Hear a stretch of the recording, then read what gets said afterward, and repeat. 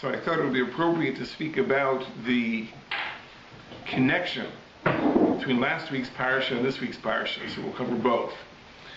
The first Rashi in Parasha Shelach asks the question, why is it that the story of the Meraglim is placed adjacent to the story of Miriam speaking against Moshe Rabbeinu? So Rashi says, Lafi Shelach sal iske bibo, she was afflicted with tsaras because of Lashon Hara. She dibra be'achiyah, she spoke against her brother Moshe Rabbeinu. U'rishayim halalu rov lo lakhu musar. And these Rishayim, the Meraglim, they saw what happened to Miriam, and they didn't learn their lesson. So that's the connection of the parashas. It's Medrash Rabbah, Medrash Tanchuma makes the connection. There's a kasha, I believe it's a famous kasha. The Gemara in Erechin says the following. The Gemara in Erechin says, Bo re'eh kama godol koicha shel lashon hara. Come and see how great the power of lashon hara is. Minolan. Where do we know this from? From the Meraglim. The Meraglim only spoke lashon hara against eitzim v'avonim. They slandered a lamp, eitzim v'avonim, wood and stones, and yet they received such terrible punishments. So kal v'chomer, certainly so. If you speak against a human being, how much worse it is. So what does the Gemara say? The Gemara says that the Chet HaMeraglim was really a mild form of lashon hara. It was only against eitzim v'avonim. If you speak against a person, it's much worse. So what's Pshat in Rashi? How could the Meraglim have learned from Miriam? Miriam was punished for lashon hara. That was against a person. It's much worse. I'm speaking against eitzim v'avonim. Who says that's an avera? Because if I see from the Gemara that from the Meraglim you learn a kal v'chomer, that if speaking against eitzim v'avonim brings punishment, certainly if you speak against a person, so good. If I assume that speaking against a person is worse, the kal v'chomer is valid. But if so, what could the Meraglim have learned from the story of Miriam?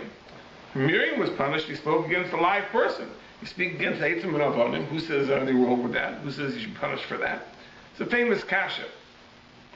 I saw, interestingly, that the Sefer Siach Sarfei Kodesh brings from the Kotzker a very interesting answer to this question. It says like this. It says that what is the difference between speaking against a human being and speaking against eitzim v'avonim? The difference is eitzim and avonim have no feelings. You speak against a person, you hurt the person's feelings. But that's only a person who has some measure of pride. Moshe Rabbeinu is the onov mikol adam. He's the most modest person. So if you're punished for speaking against Moshe Rabbeinu, you're punished for speaking against eitzim v'avonim too, because there's no hard feelings over there. You didn't make Moshe feel bad. So therefore, the Meraglim could have learned from the story of Miriam. In other words, it's true that speaking against a person is worse, but not Moshe Rabbeinu. Moshe Rabbeinu isn't worse than eitzim and avonim because he was such an onov that he didn't feel bad at all. So therefore, the Rashi is still correct that the Meraglim could have learned their lesson from Miriam. Miriam was punished despite the fact she spoke against a person who has no self-interest, no feelings at all. Nevertheless, she was punished for the lashon hara. So who adin, if you slander Eretz Yisrael, even though it's eitzim and avonim, you're also worthy of punishment. That's the teretz the Kotzker says. It's a very clever teretz. But maybe we can mine a little bit in the parsha, and we'll come to a deeper understanding of what the issues involved are.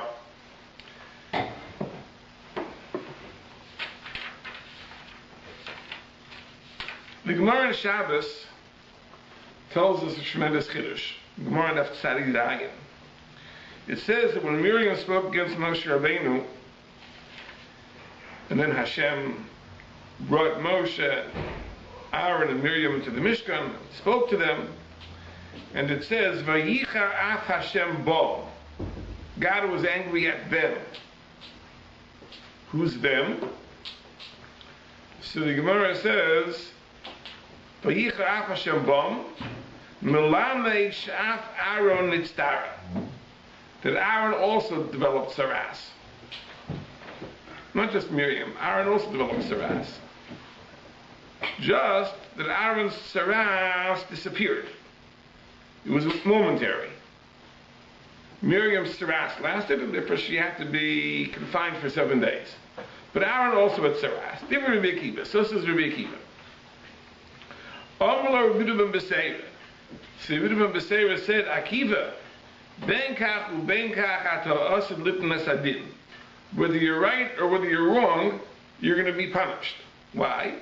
Im kidvarachar, if you're correct, ha-Torah kisaso, v'atam megalo so. The Torah covered it up, and you revealed it. Right? The Torah didn't say explicitly that Aaron got saras. So the Torah wanted to conceal it, and you revealed it. V'im lav, and if what you're saying isn't true, atamotzi laz alotza tzaddik. You are slandering that tzaddik.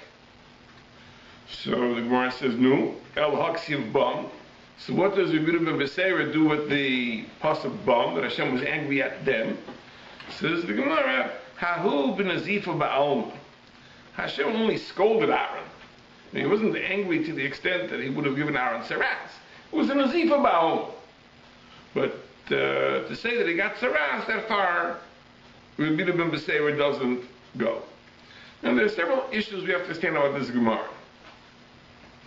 But before I talk about the issues that I'd like to speak about, let me just mention a very, very fascinating vertel on this Gemara that Rav Kook, Zecher Tzadik Levracha, wrote in one of his svarim. It says like this, that Rabbi ben Beseira tained in Rabbi Akiva that the Torah covered it up and you revealed it. So what does Rabbi Akiva say to that? That he revealed something which the Torah covered up? So Rabbi Kook says an amazing thing. There's a famous Gemara, Maseches Menachos, Daf Chavtes. The Gemara says when Moshe Rabbeinu went up to Shemayim to receive the Torah, he saw that HaKadosh Baruch Hu was tying ksharim. He was tying the tagin, the crowns on the letters. So Moshe Rabbeinu asked HaKadosh Baruch Hu, why is he doing this? So HaKadosh Baruch Hu told him that the time is going to come, there's going to be a person, Rabbi Akiva, who is going to be doiresh tilei tilim shel halachas, mounds and mounds of halachas, al kol kites v'kites, and every crown, every sharp edge, every detail of the letters will be doiresh tilei tilim shel halachas. Now, how do you do that? How can you darshan tilei tilim shel halachas on every little part of a letter? In other words, Rabbi Akiva, his kayach was, to him there were no secrets. There was nothing hidden in Torah. He was able to reveal even the secrets that were behind the tagging, behind the crowns, behind the details of the letters. So to Rabbi Akiva, this objection made no sense. Rabbi ben Beseira saying the Torah covers it up, and you're revealing it. So from Rabbi Akiva's point of view, it covered it up. There's no secret. It's just right there. Can't you see? You look at that crown. That's what that crown means. That's what this coat means. To Rabbi Akiva, there were no secrets in Torah. Even the things that we would consider hidden, to him were revealed. So therefore, Rabbi ben Beseira's taina, his objection to Rabbi Akiva wasn't an objection. That the Torah covered it up and you're revealing it? So because it's revealed, it's open, it's out in the open, no secrets here. Those states, written right there. That's a very interesting point. But let's understand several things about this Gemara. First of all, what is the machlokes? What are they arguing about? That according to Rabbi Akiva, Aaron got saras, according to Rabbi ben Beseira, it's a nazifa ba'alma. And furthermore, you have to understand what Rabbi ben Beseira's objection was. He says that if you're wrong, right, you're motzi lazalite to tzaddik. You're accusing that tzaddik of something he's innocent of. That's not true. The issue over here isn't what Aaron did. It says in the pasuk, Vayichar af Hashem bom, that Hashem was angry at both of them. The question was, what was his punishment? Was his punishment saras, or was his punishment nazifa ba'alma? But either way, it's an explicit pasuk that he did something wrong. Hashem was angry. So what's Rabbi Beseira timing? That if you're wrong, if it wasn't saras, you're motzi laz. Not be motzi laz. He was just pointing out that he did something wrong. So whatever the punishment was, whether the punishment was saras or whether the punishment is nazifa ba'alma, either way you're saying he did something wrong. Why is it that Rabbi ben Beseira says that I'm defending his honor and you're being motzi laz? What's the issue over here? Now, the truth is that Aaron's involvement in this entire episode is not 100% clear. It says in the pasuk that Vatidaber Miriam va'Aaron. Miriam and Aaron spoke, but it says Vatidaber, which is singular. So it seems that Miriam started. But the Fri Apr says that Miriam hischila, va'Aaron haisif, v'nasu v'nasnu b'dol. Now the Fri Apr says that Aaron added, it wasn't just that Aaron listened, but Aaron added, and then v'nasu v'nasnu b'dol. But then they discussed it back and forth. L'chayra, the proof of the Fri Apr is because in the first pasuk it says Vatidaber Miriam va'Aaron, which is singular, but the next pasuk it says Vayomru, plural. Harak Apr Moshe Dibra Hashem, that God only speak to Moshe Rabbeinu. So it seems that there's a transition, that initially it was Miriam speaking to Aaron, but then they spoke together. So the Fri Apr says that Miriam has chila, va'Aaron haisif, Aaron added, v'nasu b'dover, and they went back and forth. If you look in the Fri Apr, the Fri Apr says explicitly that the MS Aaron should also have had a full-fledged case of tsaras. So why was it that only Miriam was quarantined for 7 days and not Aaron? So the Fri Apr says because tsaras is considered a mum, it's considered a blemish, and it would invalidate a kayin, and therefore it was necessary that Aaron should do the avodah, and therefore he couldn't have a full case of tsaras. So the tsaras had to come and go. So that Aaron should do the avodah. In Miriam's case, that wasn't a consideration. Therefore, she had a full-fledged tsaras. In the edition of the Fri Apr that I was looking at, there's a parish called Ambua de Sifri, and he asks the question that Aaron's children could have done the avodah. So why couldn't Aaron have had the full-fledged tsaras? So he brings a svarno, a very chidushdik svarno, which says that there were certain avodas which lidoiris in future generations could be done by a regular kayin, but in the midbar only could be done by the kayin gadol. The Sfarno says this is a chidush, and therefore if Aaron would have been the balmum, those avodas couldn't be done. But this the Fri Apr seems to say that really Aaron was just as guilty as Miriam, and in theory he should have had a full-blown case of tsaras, and he also should have been quarantined for a week, and that makes perfect sense because the Fri says that both of them spoke lashon hara. Miriam hischila, but Aaron haisif, he added, and v'nasnu, and they discussed it back and forth. So if we have a discussion, even if one person starts, but if then I add, both of us are guilty of being mesaper lashon hara, and therefore really they should have had the same punishment. That seems to be the sheet of the Fri Apr. The Ben Ezra here in the parsha, Rabbi Bechaya also says the same pshat, seems to understand that Miriam's chet was worse. The Ibn Ezra says, he dibra, she spoke, gam Aaron hiskim hechrish, he agreed or was silent, al kei nemash, and that's why Aaron was punished. So the Ibn Ezra goes out of his way to say that Aaron was punished, but Aaron didn't speak lashon hara. Aaron was hiskim hechrish, he agreed or he was silent.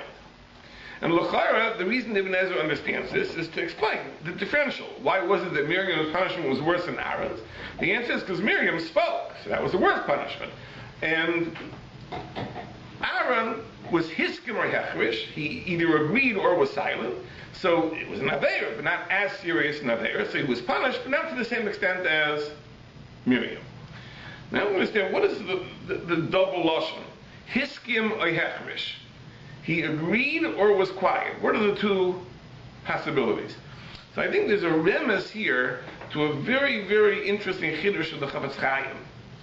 In Klal Vov, in the halachas of lashon hara, the Chavetz Chaim speaks about the isser of being makabel lashon hara. A person is not allowed to accept lashon hara. And this is a loisas in the Torah. We learn from the pasuk of lo sisa shem hashav. A person is not allowed to accept shem hashav, a false report. That's the issue of being makabel lashon hara.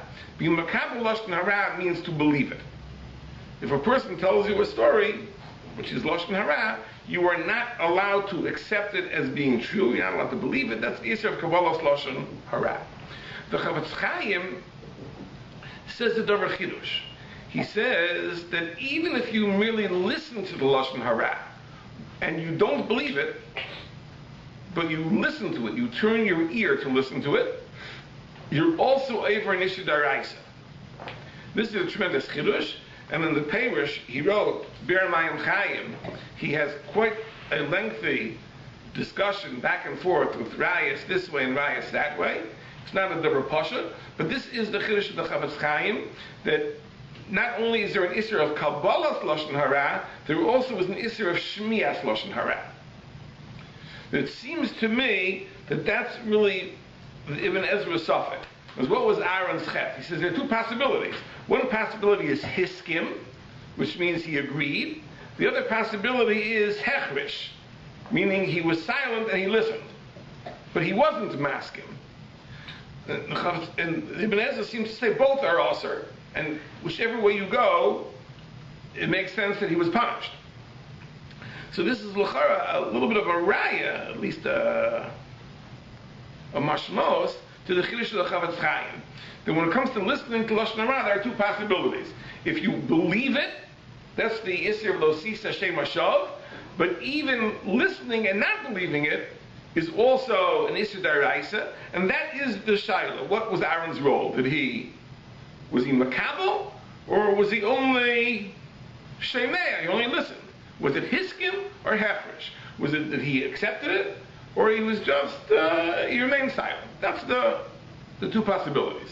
So it's a raya, I believe, to the Chavetz Chaim's Yesod, that even if you're not makabel, if you really listen, it's also an issur d'oraisa. Now the Chavetz Chaim brings a very interesting suffix earlier in the Sefer. You know, in the Sefer Chavetz Chaim, he brings, when a person speaks Lashon Hara, the Averis, the Loisas you're over, and the Mitzvahs Aseis that you're over.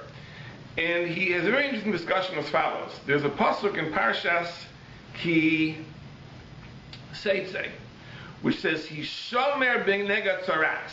Be careful regarding negat tzaras. So, Kipshuto, the simple meaning of that pasuk, is that this is the Loisas of Ketzitzas Beheres. This is the Loisas. If a person has tzaras, you're not allowed to cut it off.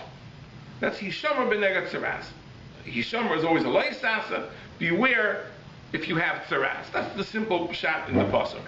But the Ramban there in Parshas Ki Seitzei brings the Sifri, that the Sifri understands that Hishomer b'negat tzaras also refers to Lashon Hara, meaning be careful not to speak Lashon Hara, which will cause you to get tzaras. So to be careful about tzaras means be careful, don't do something which will cause you to get tzaras.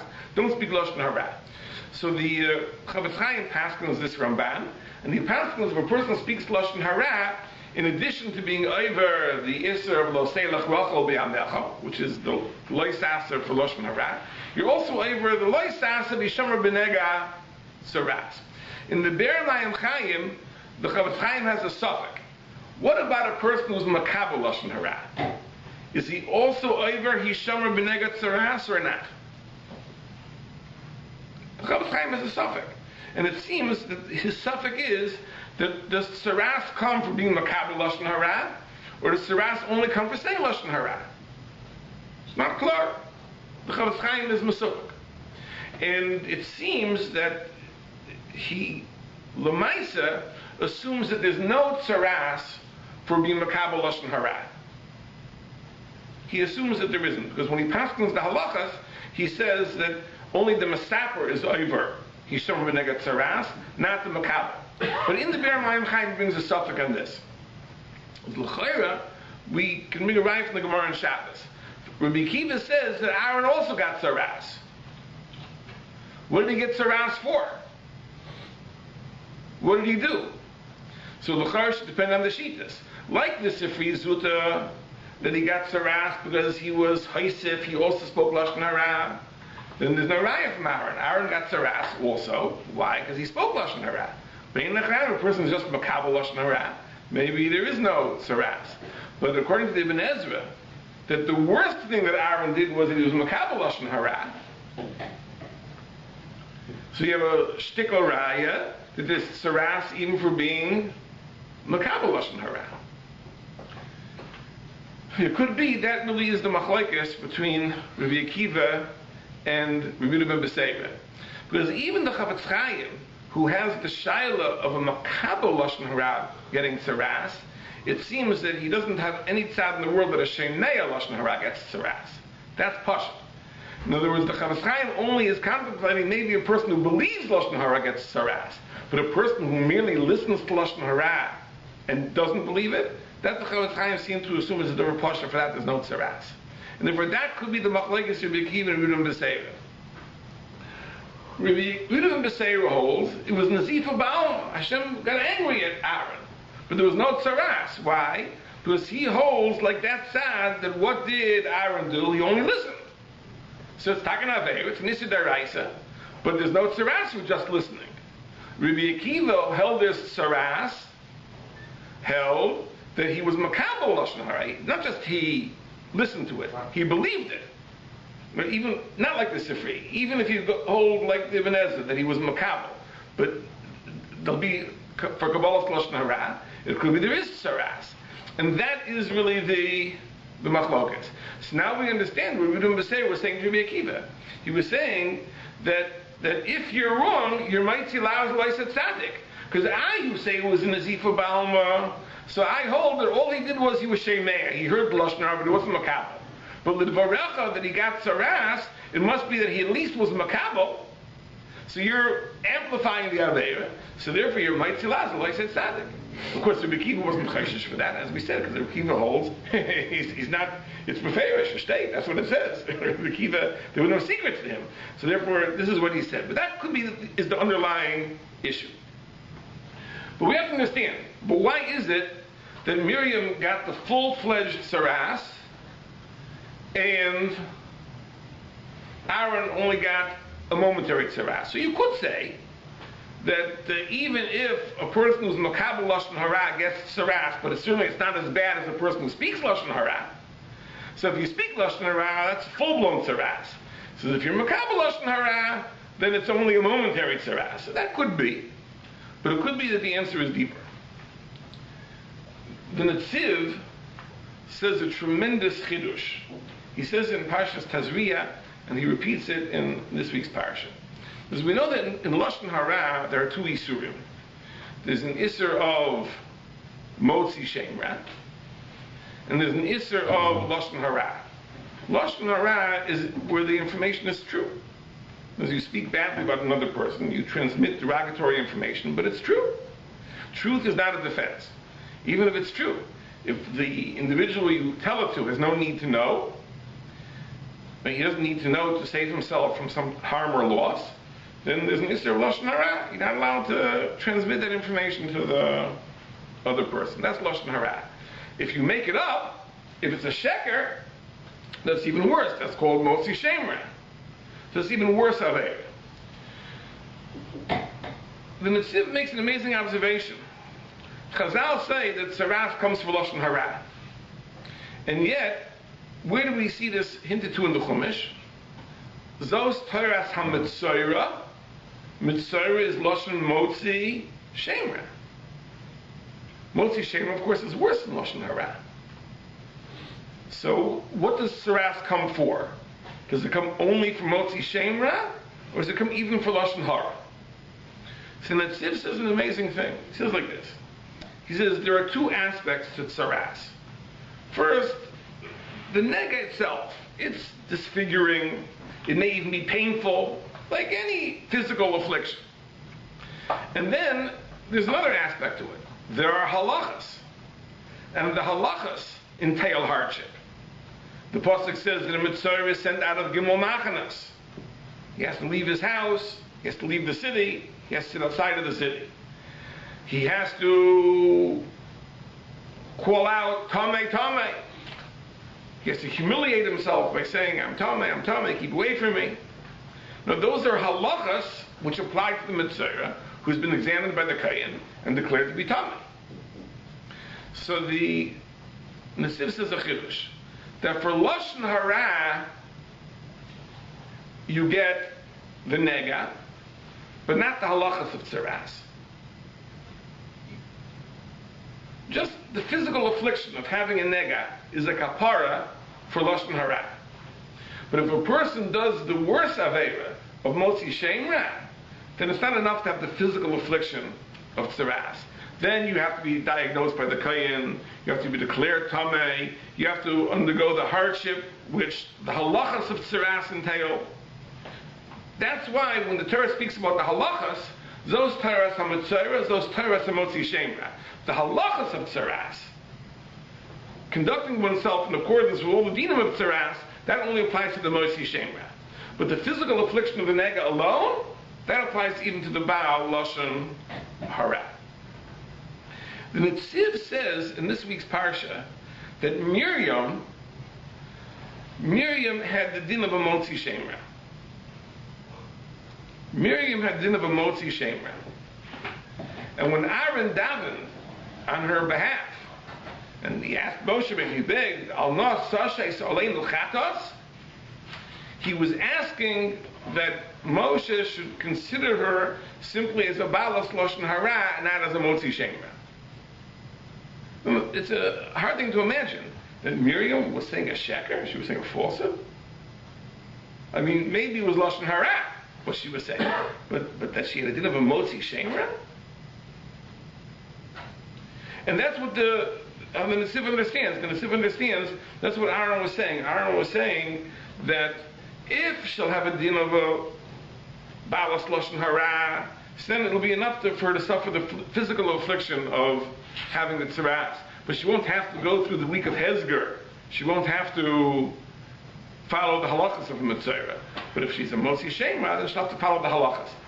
But what's stretch of the imagination? Can Miriam be considered a motzi shem ra? This the Netziv doesn't explain. So, just pshat in the parsha. We've said many times in the past. Very, very perplexing parsha. What was the issue? What were they talking about there? So we know Chazal tell us, and this Harash learns the entire parsha, that Moshe was separated from his wife. Moshe was separated from his wife, and the question was why. So according to Rashi al pi the Medrash, Miriam knew why. She knew exactly why, because Sipporah, Moshe's wife, revealed the secret. Because when the 70 Skanim were misnabe, so Sipporah said, "Oil in the Shusayim Shalelu," woe unto their wives, because undoubtedly now that they're Nevi'im, they'll be separated from their husbands. From that, Miriam picked up that Moshe was separated from Sipporah, in other words, and Miriam knew exactly why. Sipporah revealed the secret. So Miriam knew exactly why Moshe Rabbeinu was separate. He was separate because he was a Navi. And what they discussed was that that's not a justification. Harak ach b'Moshe dibur Hashem. Right? Did Hashem only speak to Moshe? Halo gam banu dibur. Hashem speaks to us too. And Rashi explains that what Miriam was saying is that the Lopi Rashim with Derech Eretz says we're also Nevi'im, and we didn't separate from our spouses, because we understand that being a Navi is totally compatible with marital life, and therefore Moshe Rabbeinu was guilty of an avila. He's guilty of doing something wrong. Of course, it was a mistake, because there's a big difference between Moshe Rabbeinu and other Nevi'im, and that's what the HaKadosh Baruch Hu informed them. And the exact difference regarding this Nekuda seems to be Machlokes Rashi and the Rambam. This is an aside. The Rashi understands that Moshe Rabbeinu had to be Pirish because he was on a 24-hour call.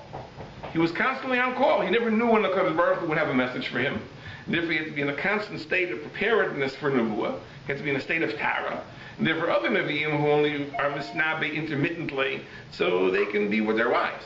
But Moshe had to be in a perpetual state of Tara, and therefore that justified being Pirish from Sipporah. That's how Rashi understands. The Rambam takes it even a step further. The Rambam says that Moshe Rabbeinu wasn't just on call 24 hours a day, he was in a constant state of connection to the Ribono Shel Olam. His intelligence was mukusher to the Rebbeinu Shalom's intelligence. The sign of that was the kiwun or ponim, the fact that his face shone. That was the external sign of this fact that his intelligence was connected to the Rebbeinu Shalom. And on that level of connection, marital life is incompatible. But right? The accusation that Miriam was making was that Moshe Rabbeinu was committing an avla. He was committing an injustice. Why? Because, as we understand it, a Navi can also have a married life, and Moshe Rabbeinu feels that being a Navi necessitates him depriving Tzipora of her rights, so Moshe Rabbeinu was guilty of injustice. That's the accusation that Miriam made, which is the Lashon Hara. We pointed out in the past that the taina on Miriam is a very, very subtle one. Now, she thought she was saying the truth, and the Sifri says it was for a constructive reason. She wasn't saying it just to slander Moshe Rabbeinu. She was speaking to Aaron in order to evaluate the possibility of bringing about some type of reconciliation. We point out the issue is as follows, that there's a chiyuv to be dan l'kaf schus. You have to judge a person favorably. And the chiyuv to be dan l'kaf schus depends on the stature of the individual. Like Rabbi Yonah says in the Shari Tshuva, Shar Shlishi. So if you have a person who's a Beinani, an average person, sometimes does the right thing, sometimes does the wrong thing. So the halacha is that if the two possibilities of schus and chayiv are equally balanced, so the halacha is you have to assume that the person is innocent. If the likelihood of guilt is greater than the likelihood of innocence, so then if the person in question is a Beinani, it should be a suffix in your mind. But you don't have to assume innocence. You're supposed to assume that it's an open question, unresolved. If the person, however, is Yirei Elokim, if he's a God-fearing person who more often than not does the right thing, so then says Rabbi Yonah, even if the likelihood of guilt is greater than the likelihood of innocence, you're mechuyev to give him the benefit of the doubt and assume innocence. The Gemara says if a person is a Talmud Chacham, if you see a Talmud Chacham did an Aveira at night, don't suspect him the next day, because Vada Yasa Tshuva, which means that even if there's no way to justify what he did, you still can't think less of him the next day, because he certainly did Tshuva by the next morning. Like Rabbi Yonah says in the Shari Tshuva, Lo yimatzei is ichur tshuva, so lo siba me'aretz. Only the ignorant delay doing Tshuva, like us. We do an Aveira, okay, I'll take care of it, no. They give them the right. But people that are really scrupulous people, they don't delay. They do an Aveira, but the next morning it's taken care of. K'muvan, a person who's on even a higher madrega, there's even a greater chiv than l'kafskos. If a person's on the madrega of Moshe Rabbeinu, says you can't assume he did anything wrong. So for Miriam to be machlet, for her to come to a determination and say that Moshe Rabbeinu was guilty of an avla, of an injustice against his wife, because he was pirish without justification, Miriam had no right to make that psak. She had no right to give that verdict. Right? And therefore, her transmitting that information to Aaron is begeder lashon hara. Says the Netziv that it's not just lashon hara, it's motzi shem ra. Now the chiluk from lashon hara motzi shem ra is that lashon hara is a fact. Right? Motzi shem ra is something you invent. But an invention isn't only an invention of facts. A judgment which you are not entitled to make is also motzi shem ra. It's also an invention. Because you created something new. You created a judgment which you're not entitled to make. So therefore, says the Netziv that Miriam had the halacha of motzi shem ra, and therefore she had to have a full-fledged saras. So it could be that's why Aaron didn't have to have a full-fledged saras. Not simply because there's a chiluk between the mesaper and the makabel. Because the whole chiluk between motzi shem ra and lashon hara is only possible mitzad the mesaper. In other words, if it's something which is a fact, it's lashon hara. If it's something which is an invention, it's motzi shem ra. Mitzad the makabel, it's always lashon hara. Even if he accepts it as true, that means he accepts it as true because he believes it is an established fact. So the whole chiluk between motzi shem ra and lashon hara is only possible mitzad the masaper, not mitzad the makabel. If you believe it, then it's a fact. So therefore, if the Nesiv is correct, that for lashon hara you don't have the halachas of tsaras, we understand. That's why Aaron's tsaras was only momentary, because he was guilty of being makabel lashon hara. Miriam's tsaras was full-fledged because she was guilty of being a motzi shem ra because she created a judgment which she had no right to make. That's considered an invention, and that's motzi shem ra. And this agav is this interesting thing. The Ramban says in this week's parsha, Parsha Shelach, that we find two different expressions for evil reports. By the Meraglim, it says vayotziu dibas haaretz. They produced the dibas haaretz. By Yosef, it says vayave Yosef is dibasam ra.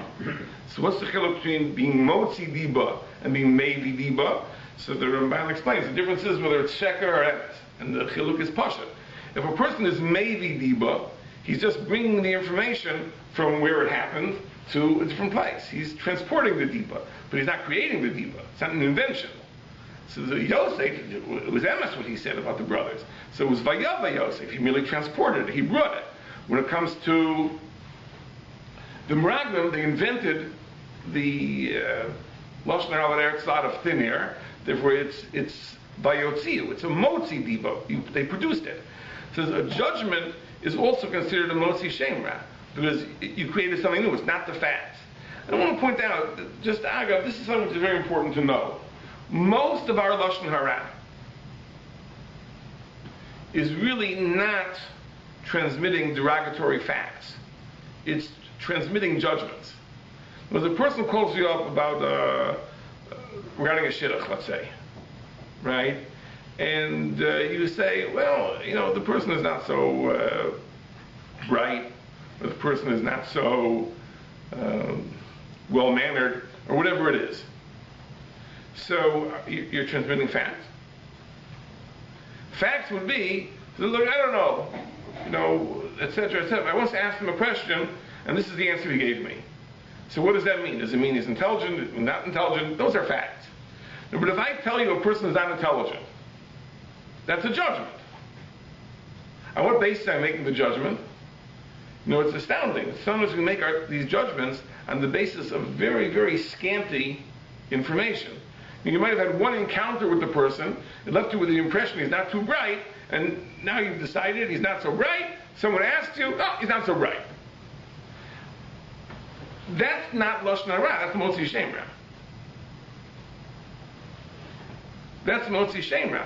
If you don't have the justification for making that judgment, then you pull it out of thin air. So you can't even defend yourself by saying it's only lashon hara, which is bad enough. It's mamash motzi shem ra. In other words, if I transmit facts which are derogatory, that could be lashon hara. So in the case of a shidduch, you have to be shaykel. Sometimes it's necessary, sometimes it's not necessary. There are laws. But at worst, it's lashon hara.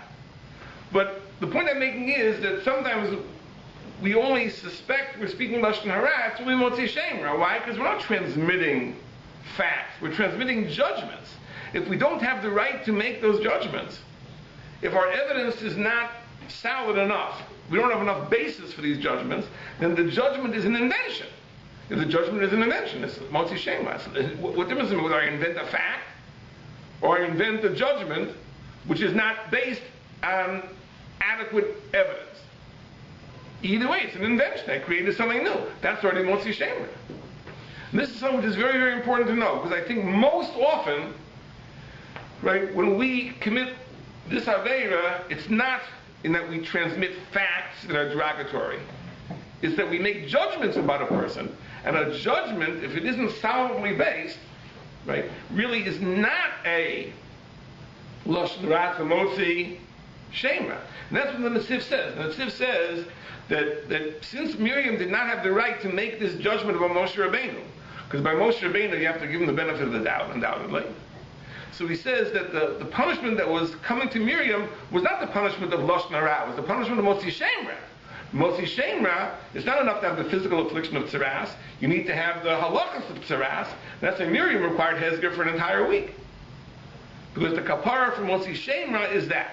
But Lefizeh, we could say that Aaron, it was enough that it be momentary. Because in Kabbalah's Lashon Hara, there, if you accept it as true, it's really not Kabbalah's Motzi. The other thing is Kabbalah's Motzi Shemra. If I know it's a lie, then you can't believe it. If I believe it, by definition, I believe it because I believe it's true.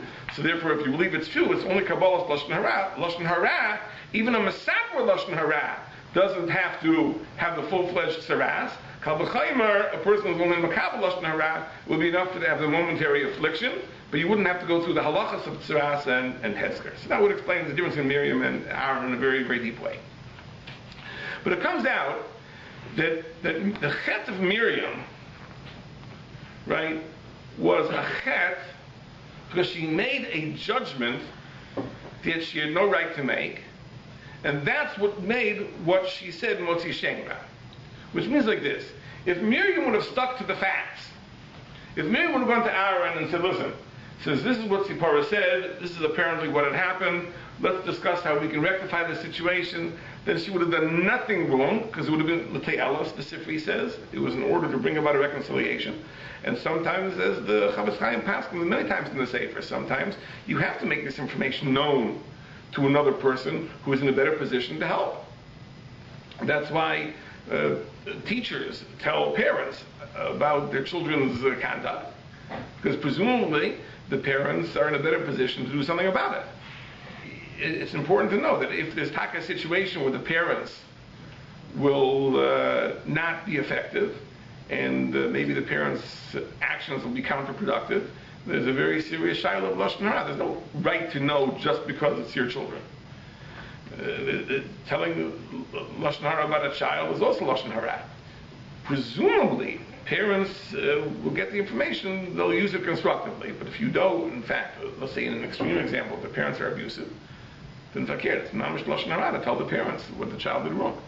But in any case, Miriam would have been totally justified. The chet over here was that she made a judgment which she had no right to make, and therefore transmitting that judgment is essentially Motzi Shemra. She was machlet that Moshe Rabbeinu was guilty of an injustice, because Moshe Rabbeinu was an Avid just like the rest of us, and we weren't separate from our spouses. So why does he have to separate? So she was machlet. She made a decision, a determination that Moshe was guilty of an injustice. That was a judgment she had no right to make, and therefore transmitting that judgment to Aaron is not just Lashon Hara, it's Motzi Shemra. The truth is, in the story of the Meraglim, this is really the entire issue of the story. Now, there's a long, long Ramban in the Parsha. And it emerges from the Ramban the following Yesodis. Number one, the Ramban says that in the actual sending of the Meraglim, in the decision to send Meraglim, there was absolutely nothing wrong. Because, to the best of their knowledge, the conquest of Eretz Yisrael was meant to be b'derech hateva. It was meant to be through natural means. They would wage war. And when you wage war, you have to have intelligence. And there's an obligation to be mishtadel. A person has to exert effort in order to achieve his goals in a natural way. And it's interesting, if you look in Rabbeinu Bechaya in the Haggadah to this week's Parsha, right, he says this is the entire theme of the Parsha, brings the Pasuk in Mishlei, Sus muchan liyom mulchama v'lashem hatshua, that you prepare the horse for the day of battle, but victory is the Ribono Shel Olam's.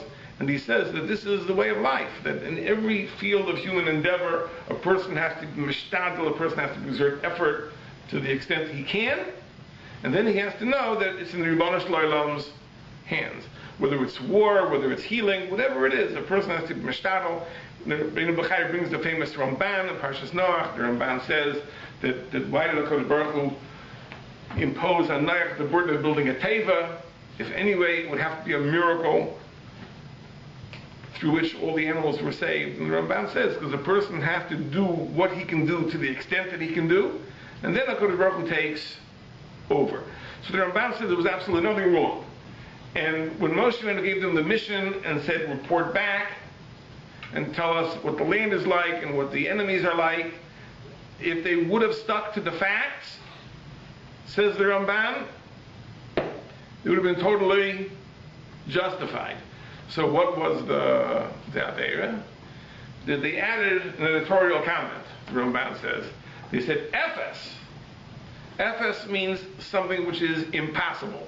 The word Ephes in modern Hebrew means zero, right? It means something which has zero likelihood. This can't be. It says the conquest of Eretz Yisrael is impossible. It is not, can't be done. And the Gemara says in Erechim that Dover Godel Dibum Raglam Ba'isei that the Raglam were saying something very serious because they said Ki Chazaku Mimenu, we can't conquer it because it's too strong. Chazaku Mimenu doesn't mean it's too strong for us, it means it's too strong for him, meaning even the Ribono Shlomo can't drive out the Canaanim.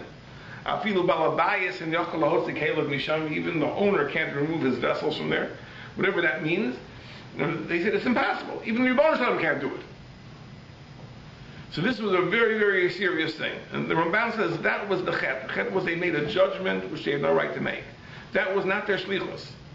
Right? Their shlichus was not to decide for Klal Yisrael.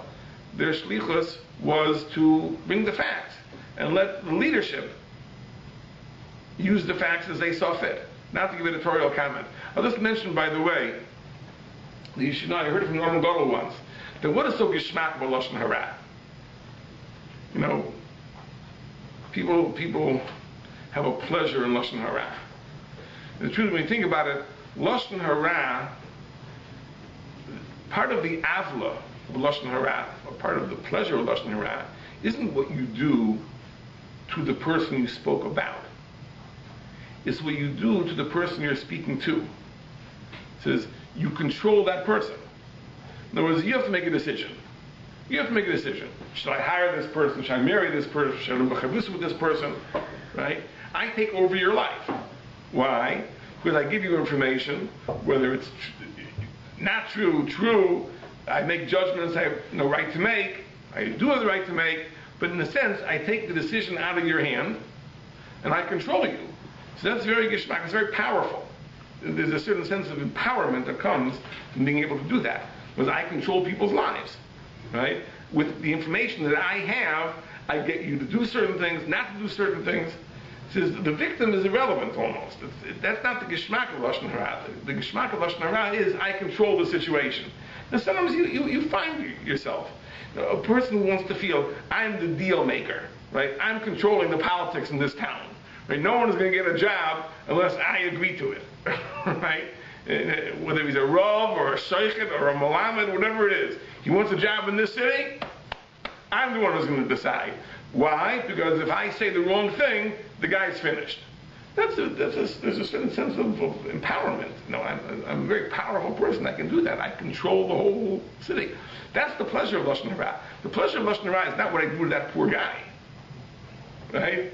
The pleasure of Lashon Hara is the power that I have. I control the whole situation, right? Through my careful use of information and misinformation.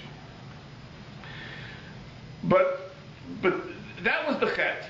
If they would have stuck to the facts, and the leadership, Moshe and Aaron, the Jewish people, they would have then used their own judgment, so then it wouldn't have been a chet.